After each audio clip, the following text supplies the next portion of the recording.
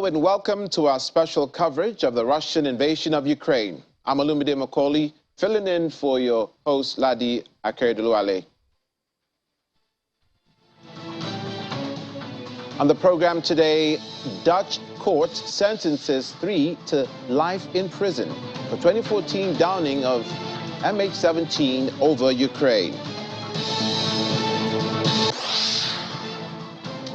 The Polish president says Poland, the US, and Ukraine working on own information individually on border village missile strike.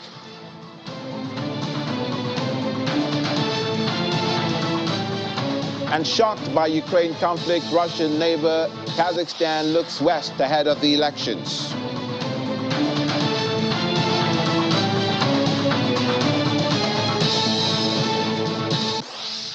Thank you so much for joining us. A warm welcome once again. We begin with a shooting that happened 8 years ago, where Dutch judges have convicted 3 men of murder for their role in the 2014 shooting down of the Malaysia airline flight MH17 over Ukraine and sentenced them to life in prison. A 4th man was acquitted.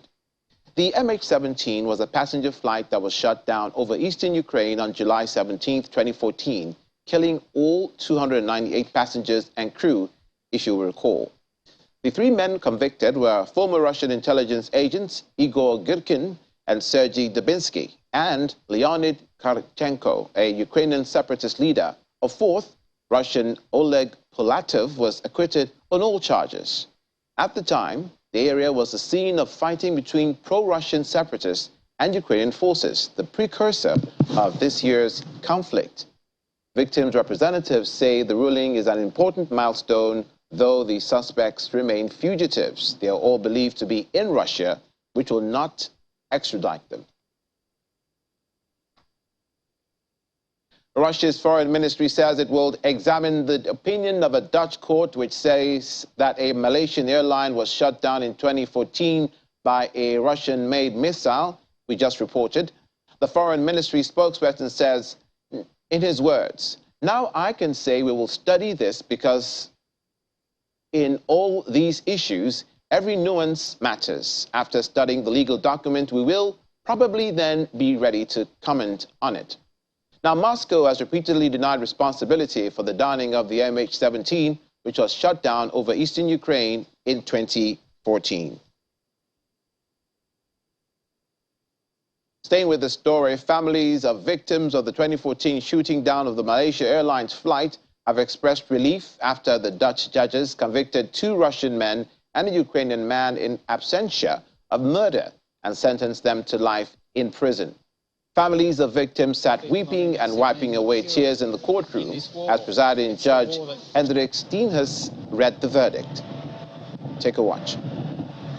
Well, it was very quiet. It was really, everybody was very quiet and we looked at each other because I thought everybody's gonna jump up and gonna say, oh yes, but it stays very quiet. So I thought, didn't I understand it right? So it was very good. Everybody was relieved. I feel relieved.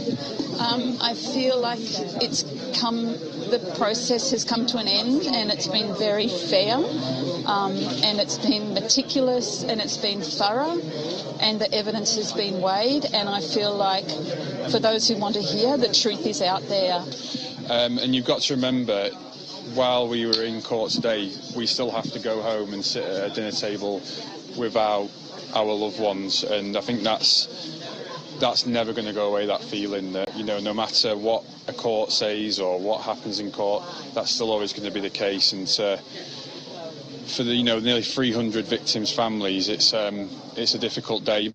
It's the war that took their lives. It's the Russian aggression in Ukraine that killed 298 people on MH17, and we want to see an end to that aggression, an end to that war.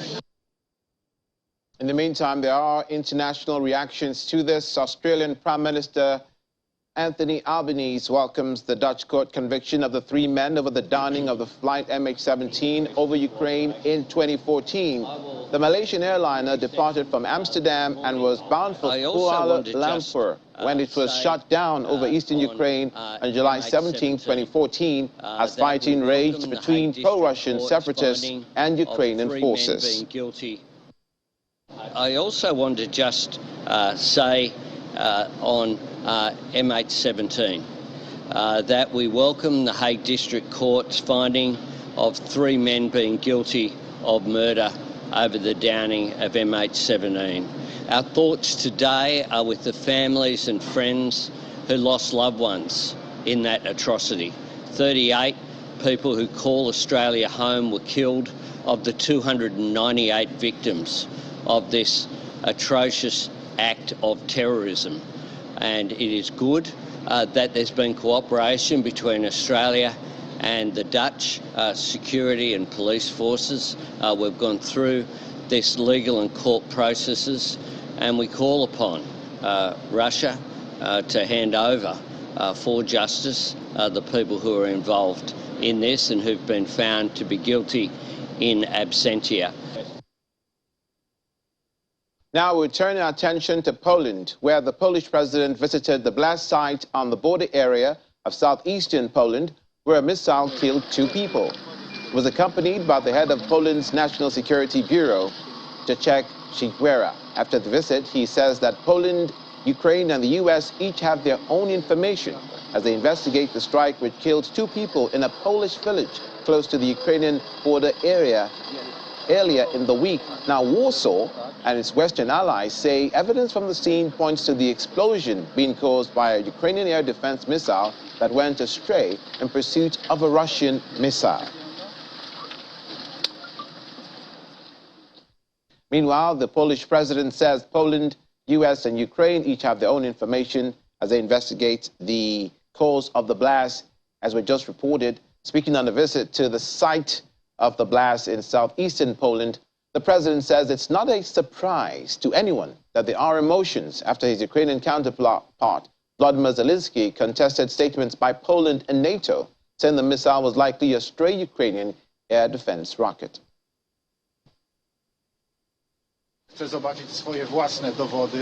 Everyone wants to see the evidences for themselves. I told you what I told you based on what our investigators told me. What I was told by the representatives of Polish services and based on the materials and documents that were presented to me. What you heard from me and from the Prime Minister yesterday regarding the cause of the tragic incident that happened here. I'll repeat it once again. According to us and our experts, it was an accident. I think that President Zelensky is also now collecting information and materials from the military commanders of the Ukrainian army and from the Ukrainian services. Everyone is doing it by themselves. The United States have their own information, Poland has its own information, and Ukraine probably has its own information. What else can I say about that?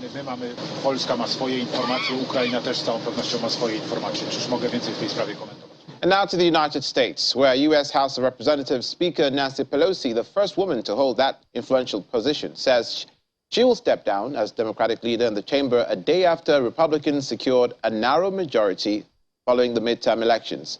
Pelosi, an 82-year-old liberal from California who served 2 stints as Speaker, says she will remain in Congress, however, representing San Francisco in the House as she has done for 35 years.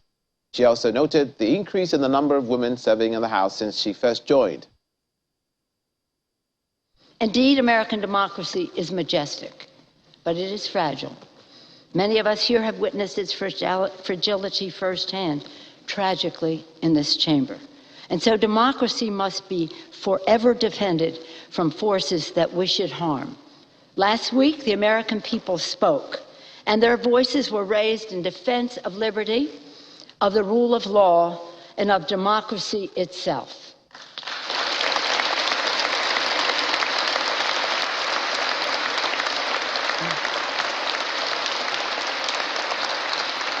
With these elections, the people stood in the breach and repelled the assault on democracy. They resoundingly rejected violence and insurrection, and in doing so, gave proof through the night that our flag was still there.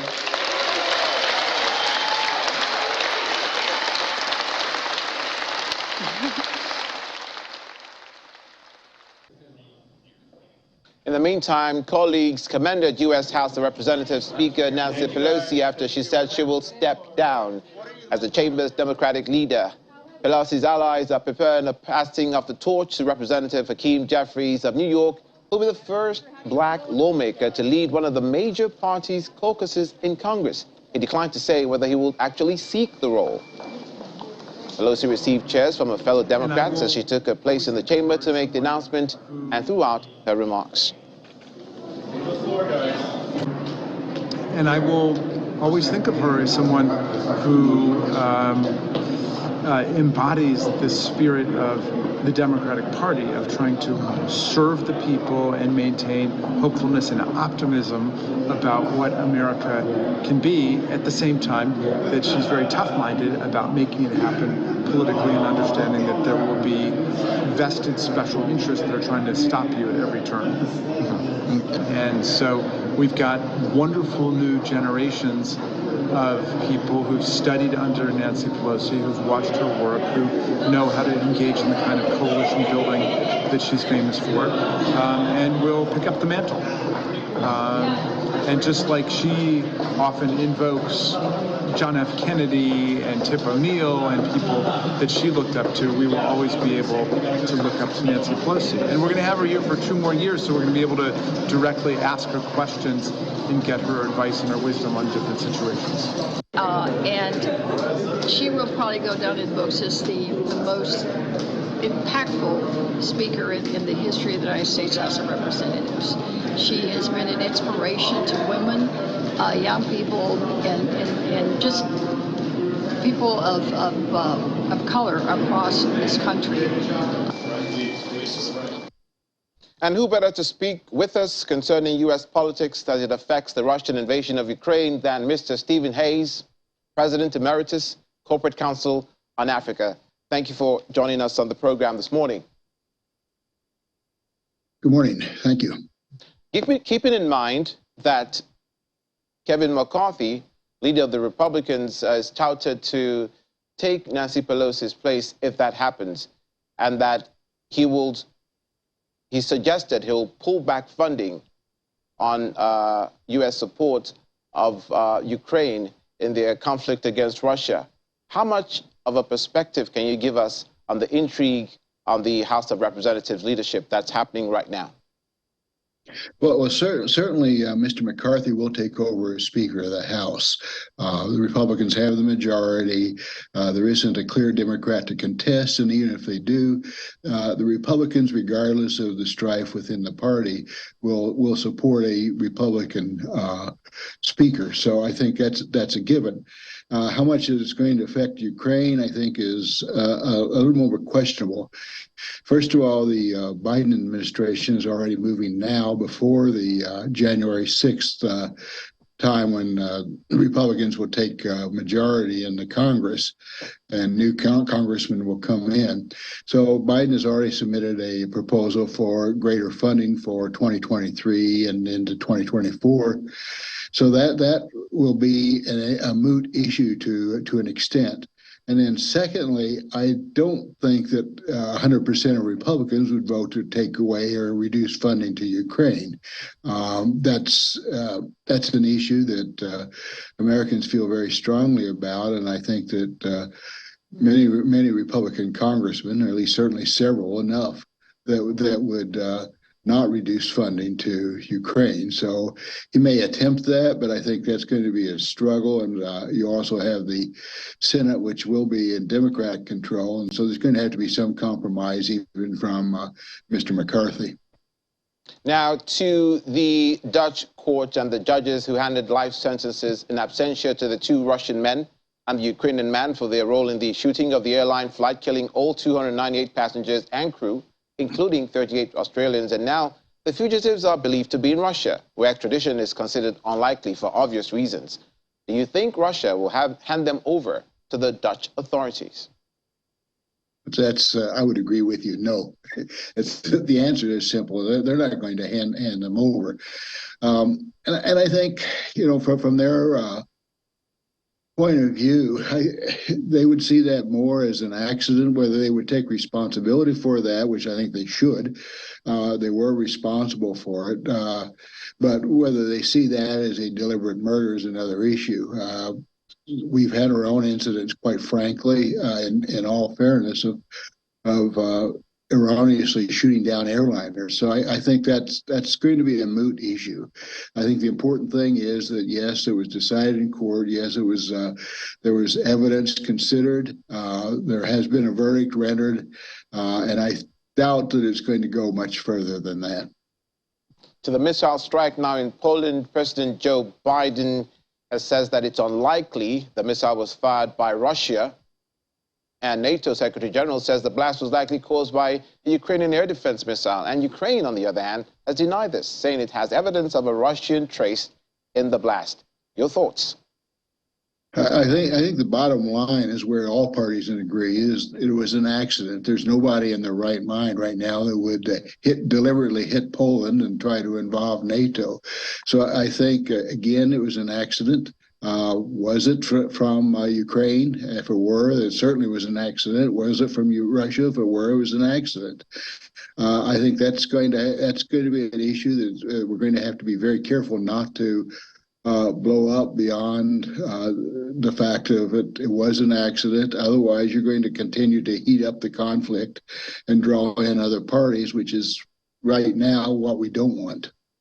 And as the conflict in Ukraine continues and Russia persists to prosecute this war, which it calls a special military operation, we see a crackdown on critics of the Kremlin authorities, especially Alexei Navalny, who we hear that is now been incarcerated in solitary confinement.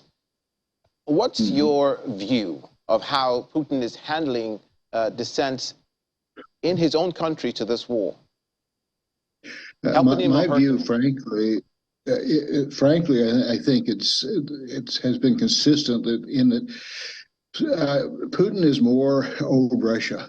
The old KGB, the fact is that Russia wants a very strong man. At least that's certainly his belief. I think that the reaction of citizens around the country, again, I don't think it's a majority, but the reaction of citizens around the country in Russia would defy that. So I think that he is reacting with a greater incarceration, and I think that's old Russia, and it's going to be a problem. And I think it also indicates a certain weakness in Putin and a certain fear. If you have to oppress your enemies in such a way, there's fear at the bottom of that. But, beyond the psychological analysis of that is that he does have power. He can be dangerous, and it's going to be a very dangerous time, not only for the world, but also for the people of Russia.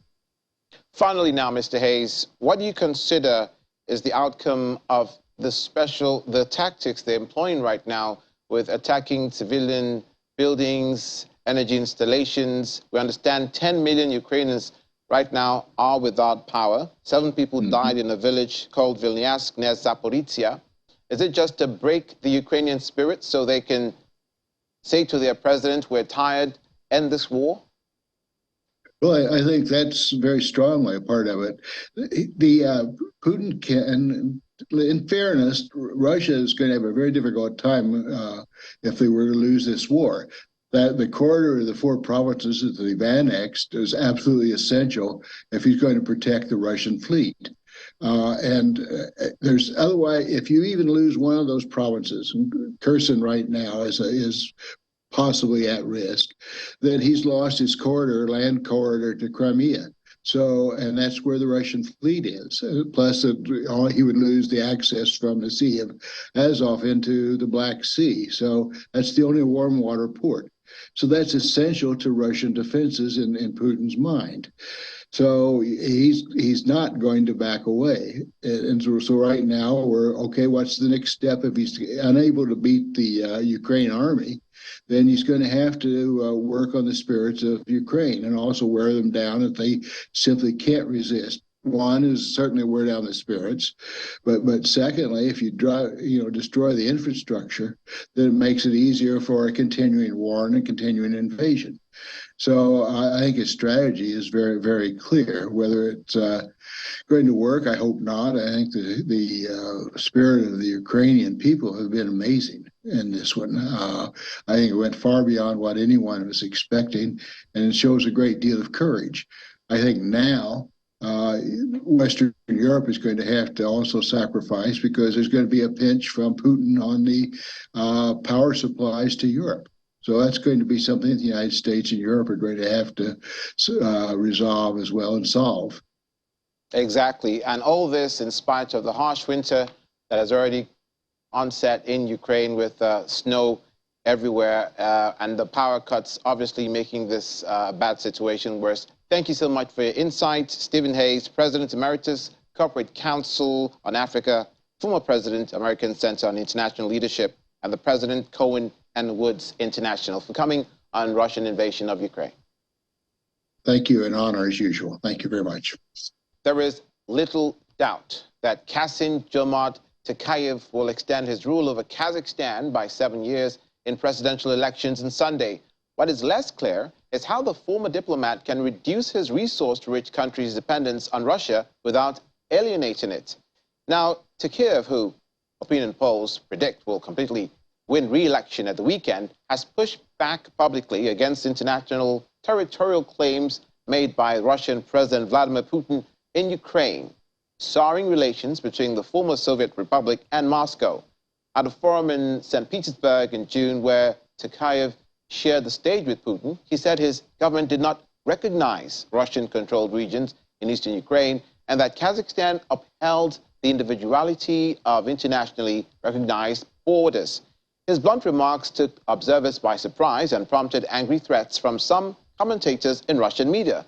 The 69-year-old took office in 2019 after Kazakhstan's previous president resigned amidst protests. The EU will provide temporary cold weather shelters, generators, and electricity grid repair kits to Ukraine to help it tide over the winter ahead of a possible flare-up of hostilities in the conflict with Russia. That's according to the bloc's crisis management commissioner, Janusz Lenarčič. While winters in Ukraine tend to be very cold, with temperatures plunging well below 0 Celsius, this one will be precarious, with Russia likely continuing to attack its power, water, and heating infrastructure. Winter is almost here, and this is now our cardinal priority when we talk about humanitarian aid. We have prioritized winterization already months ago, and these needs related to upcoming winter are now even more pronounced following the systematic destruction by Russia of critical infrastructure in Ukraine, which has so far resulted in a substantial damage to energy installations, heating installations, electricity grids, and waterworks. Ukrainians are doing their best to quickly repair, but for that they need assistance. We have been able to transfer to Ukraine, through the Union Civil Protection Mechanism, almost 75,000 tons of in-kind assistance. This is the largest, the most complex, and the longest operation in the history of the Union Civil Protection Mechanism, and it continues. The other priority is energy-related assistance, like generators, repair kits for electricity grids, transformers, substations, and all these very technical items that Ukraine needs in order to repair the damage that the Russian attacks have done to critical civilian infrastructure. And you see, the immediate consequence of this Russian criminal behavior is that it will aggravate the humanitarian crisis in large parts of Ukraine, and it will make life of Ukrainian civilians much harder. Meanwhile, Ukrainian President Vladimir Zelensky says that the country's agricultural export is what makes the world see the importance of Ukraine, as the grain deal has been extended for 4 months. The deal aimed at easing global food shortages by helping Ukraine export its agricultural product from Black Sea ports was extended, though Russia says its own demands were yet to be fully addressed. The agreement, initially reached in July, created a protected transit corridor and was designed to alleviate shortages by allowing exports to resume from 3 ports in Ukraine, a major producer of grain and oilseeds. Продовжено нашу експортно-зернову ініціативу, попри всі складнощі, попри різноманітні маніпуляції Росії. Since August 1, more than 450 ships have already left the ports of Great Odessa. The total amount of food is 11 million tons. The geography is very wide.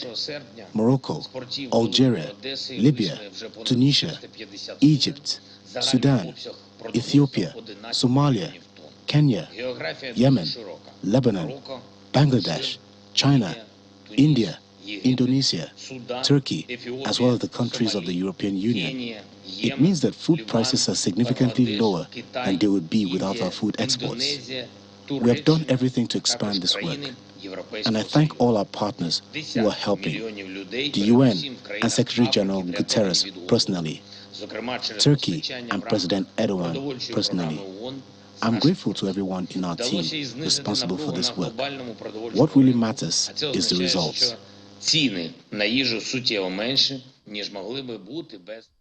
Ukraine President Vladimir Zelensky. The first petrol station in Kherson reopened on Thursday, November 17, after the Ukrainian army retook control of the region. An estimated 200 cars were in the queue, according to gas station worker Ivan Shevchenko. Ukrainian forces re-entered Kherson on Friday after Russian troops abandoned the only regional center captured since their full-scale invasion of Ukraine in February. Now, this is a story that we teased to you for this section of the broadcast. Hundreds of residents of Ukraine's Kherson queued up to switch their Russian SIM cards for local Ukrainian ones only days after the city was retaken by Ukrainian forces. After over 8 months of occupation by Russian forces, during which the city was formally annexed by Moscow, local resident and seamstress Svetlana Kozikova says that switching to local Ukrainian SIM card felt like victory. In her words, "We finally have our victory. We've been liberated. Glory to Ukraine, glory to the heroes." So says, and then 54-year-old Kozikova, just after acquiring the local SIM card, at booths set up by local telecom providers, including Vodafone, around the city's main square, residents had the option of either acquiring a free SIM card or pay to skip the queue. Kozikova says that during the occupation, she tried not to use a Russian SIM card, but was eventually forced by circumstances to use one. In freezing rain, other massive queues could be seen forming around trucks handing out food, aid packages. Despite the chilly circumstances, locals still posed for selfies and received autographs from Ukrainian soldiers at the main square. Russia has said it withdrew 30,000 troops from Kherson to the opposite side of the Dnipro River without losing a single soldier. The withdrawal marked the third major Russian retreat of the war and the first to involve yielding such a large occupied city in the face of a major Ukrainian counteroffensive that has retaken parts of the east and the south.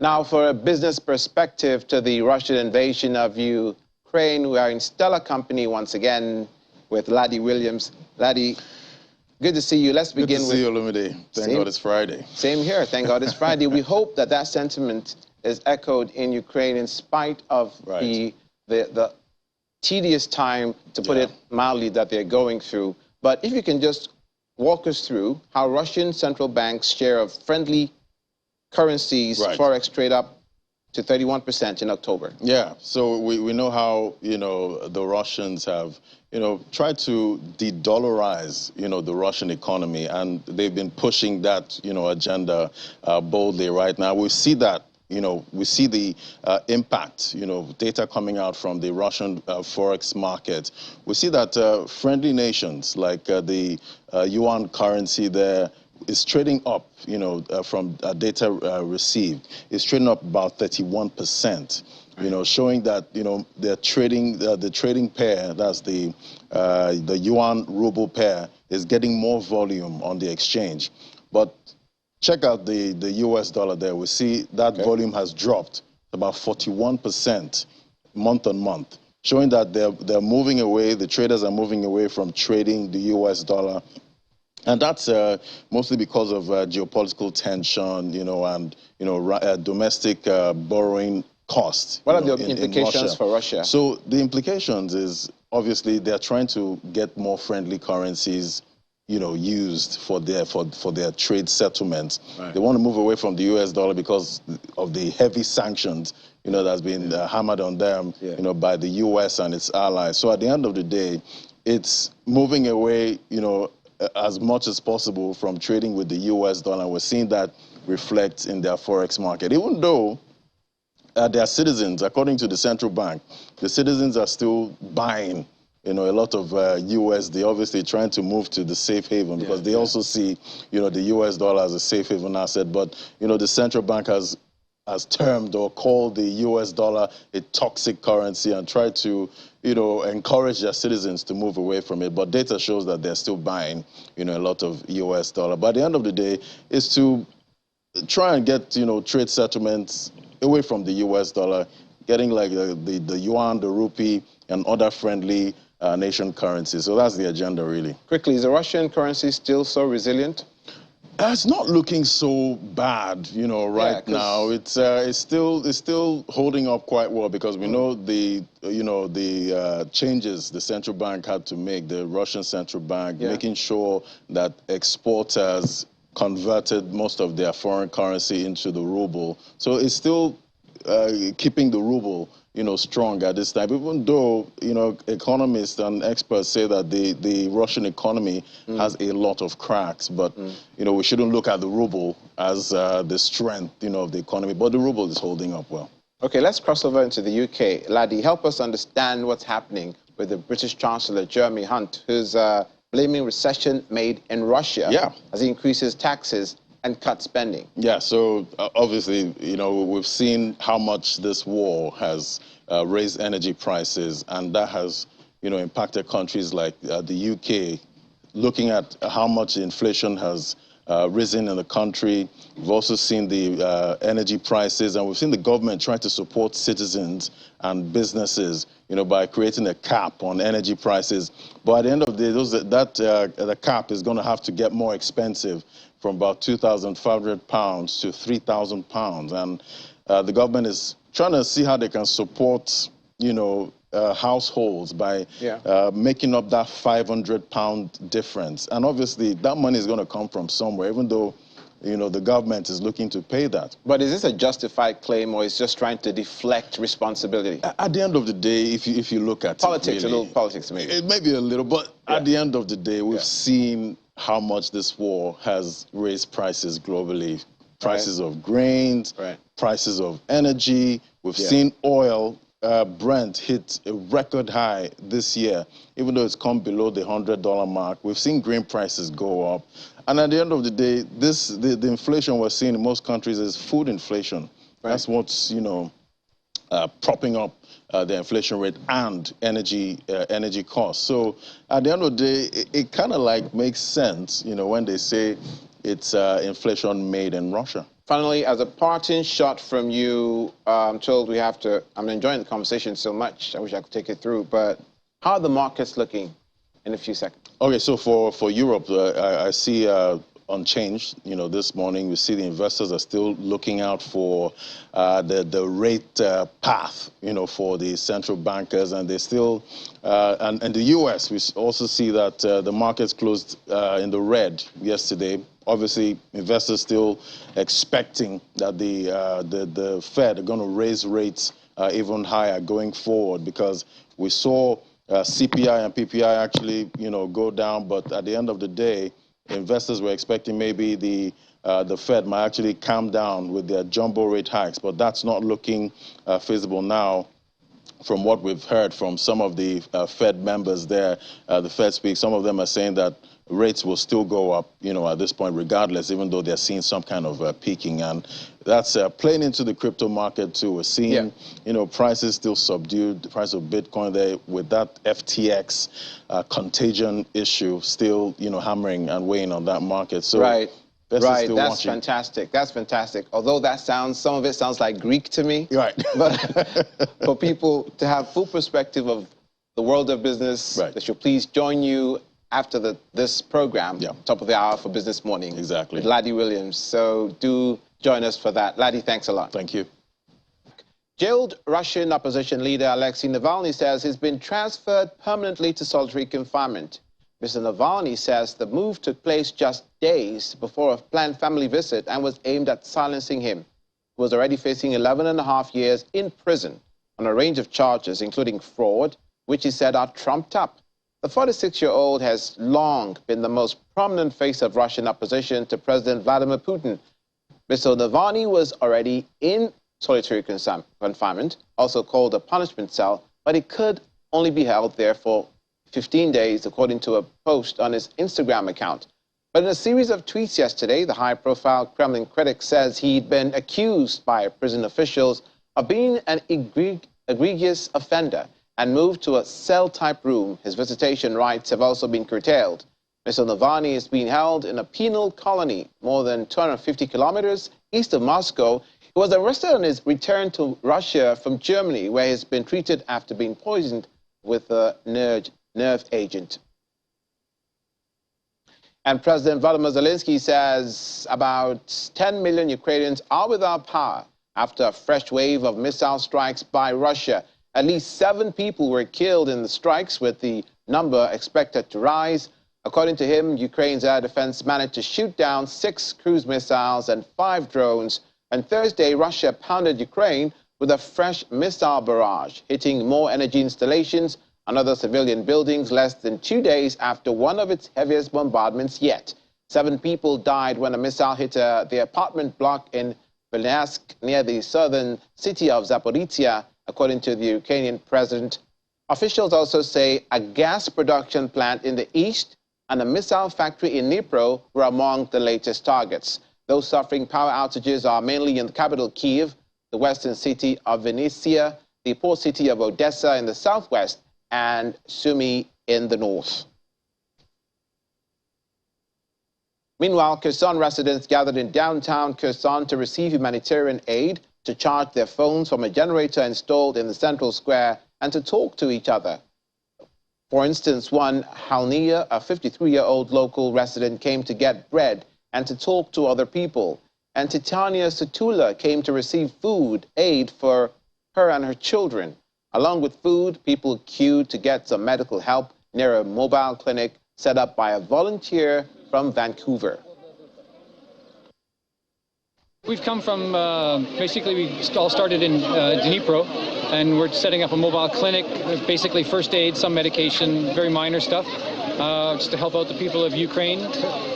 We decided to come to Kherson because we probably figured there would be some work here for us, and the need was great, and as you can see, it is. Let's now speak to a security expert, Mr. Olade Ndiario, who is with us here in our Lagos studio. Thank you so much for making the time to come on Russian invasion of Ukraine. Good morning. Very good morning to you. Let's begin with the energy crisis in Ukraine. President Zelensky says 10 million Ukrainians are now without power. Yeah. That obviously is as a result of them targeting energy installations. Yeah, because on Tuesday, there was a massive bombing. 90 missiles were recorded to have been fired by the Russian forces, and they were all aimed at energy installations. And what do we expect, especially when the gas plants also went with it? The figure may be exaggerated, so to say, because no accurate enumeration took place, but definitely it is certain that a lot of them are no longer with energy and power. You can also see the report that you read, that people are now going to queue to charge their phone. You can see how base their lives have become when charging phone now becomes a luxury, so much that they have to assemble in a particular place and they have to set up a generator to power, to supply, to give them energy. It's unfortunate. Do you think that there's a change in tact by Putin following his withdrawal, which could be said to be a loss and embarrassing for the Russian prosecution of the war by targeting installations now? there was a report I read where he said that Ukrainian president, he accused him of not being positively disposed to negotiation towards terminating the invasion. For me, it's not a war, because the theater of war is still Ukraine, not like we're shooting across the borders of Russia to hit Russian infrastructure as well. What he has been doing is to cow the Ukrainian forces and get them to, back down. In which case, if that happens, the regions that have been annexed, when negotiation will come up, Russia may refuse to release them, not minding that it's been called a sham referendum, through which they took over those regions. And that, for me, is a big deal, because I've been trying to ask myself, is this just about NATO, or there is more to it than we can imagine? And I think territorial expansion now has become a part of the reason for the invasion. Something struck me concerning Alexei Navalny, the Russian critic of Putin and the Kremlin, as he was able to tweet and put out messages on Instagram, yet he is in solitary confinement and his rights have been taken away from him. Do you see anything bizarre going on there? Well, it's not unusual. I had an experience too. Somebody reported me at the police station. It was owing me, and I was asking to be paid. And the person went there and said I was threatening to kill him. And I asked, of what value is your dead body to me? Pay me. But you must have settled the DPO who asked me to stay somewhere. And I had my phone with me, and I was sending messages to people. So calls were coming in, and then the man had no choice than to apologize and ask me to go. So I don't think he's in totally solitary confinement. Okay?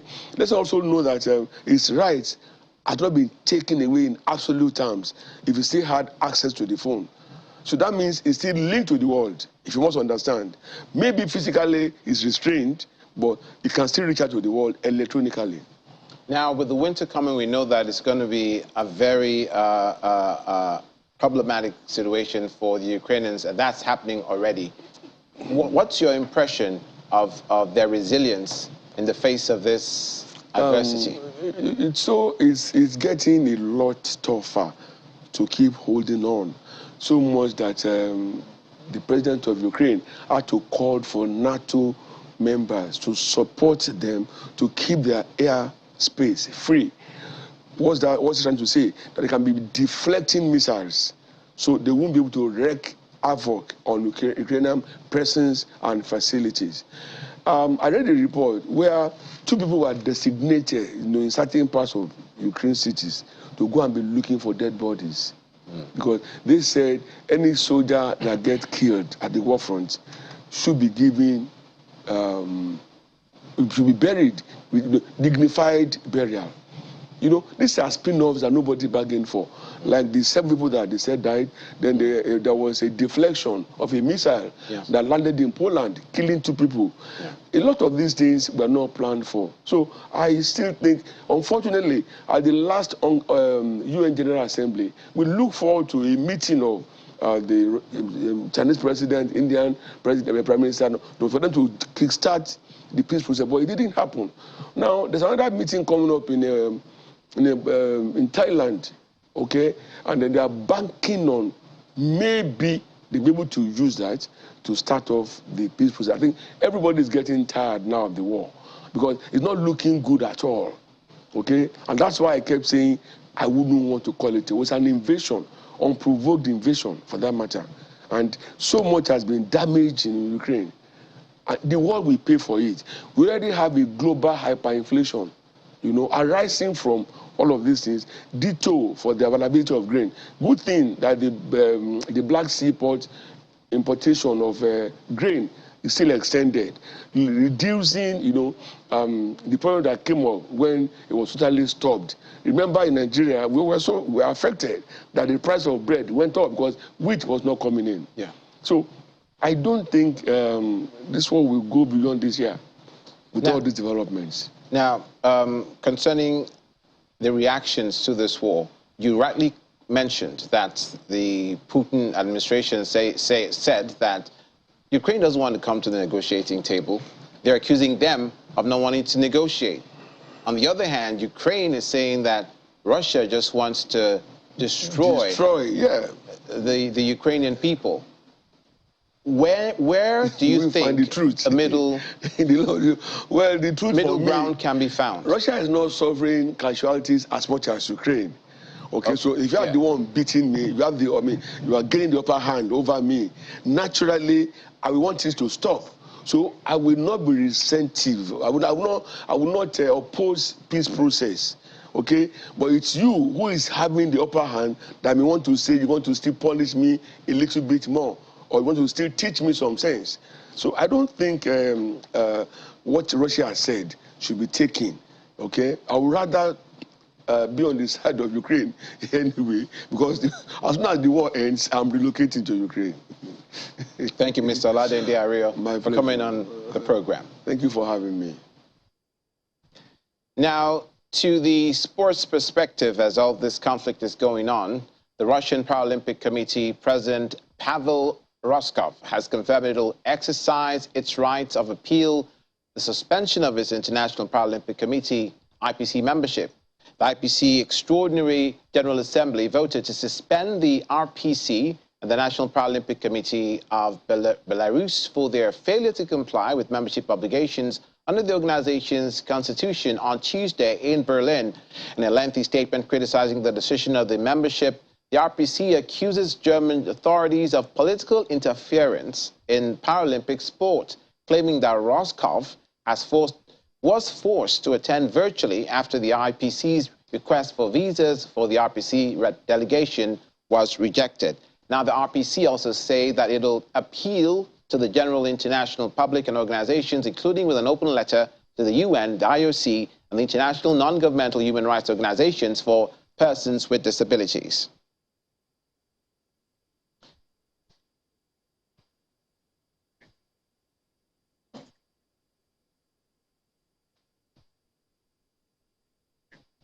Sports Minister Vadim Gutsat has been elected as the new president of the National Olympic Committee of Ukraine to replace Sergei Bubka with overwhelming support, having won a 3-horse race for the role.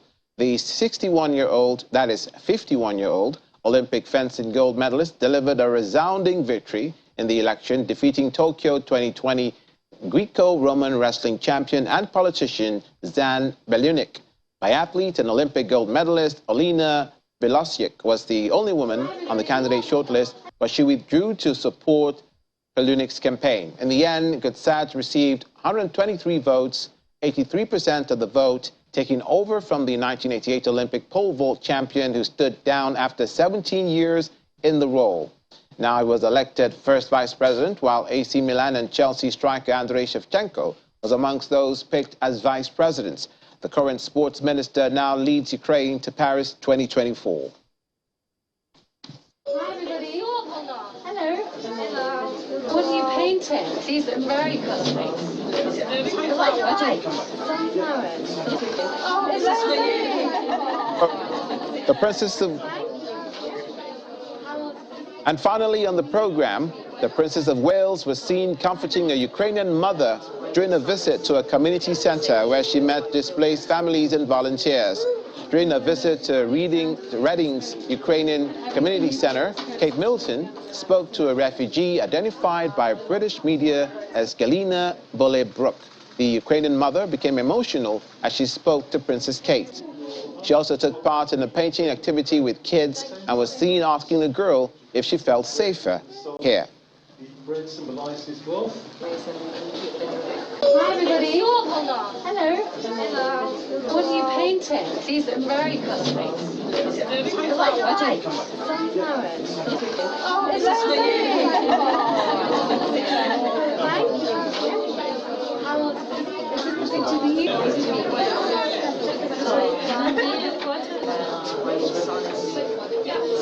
And on that note, that was this edition of today's coverage of the Russian invasion of Ukraine. I'm Olumide Macaulay, filling in for your host, Ladia Akeredoluwale. Thank you for watching. Have a great weekend.